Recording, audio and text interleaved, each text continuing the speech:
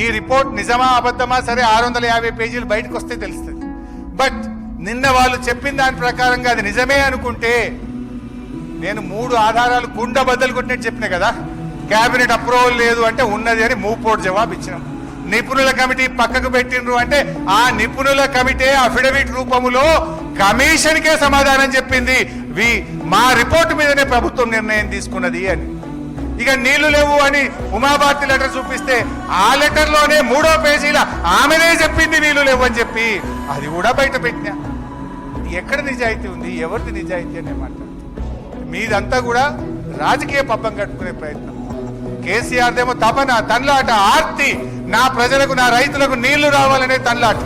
ఈ రోజు కూడా చెప్తున్నాం, నువ్వు చేస్తే నీకే గౌరవం, నువ్వు చేయకపోయినా మళ్ళీ వచ్చేది బీఆర్ఎస్ ప్రభుత్వమే. ఖచ్చితంగా 2 పిల్లలను మరమ్మతు చేస్తాం, రైతాంగానికి నీళ్ళు ఇచ్చి తీర్థమని చెప్పి నేను మీకు మనవి చేస్తా ఉన్నా. ఇవాళ మీరు గోబల్స్ ప్రచారం చేసి మా మీద దుష్ప్రచారం చేసి ఇప్పటికైనా అంతిమంగా నిలబడేది న్యాయం, గెలిచేది ధర్మం. ఖచ్చితంగా మళ్ళీ బీఆర్ఎస్ వస్తుంది. బిడ్డ నువ్వు చేస్తావా చెయ్యి, రాజకీయాలు బక్కర పెట్టి రైతు ప్రయోజనాల కోసం పనిచేయి.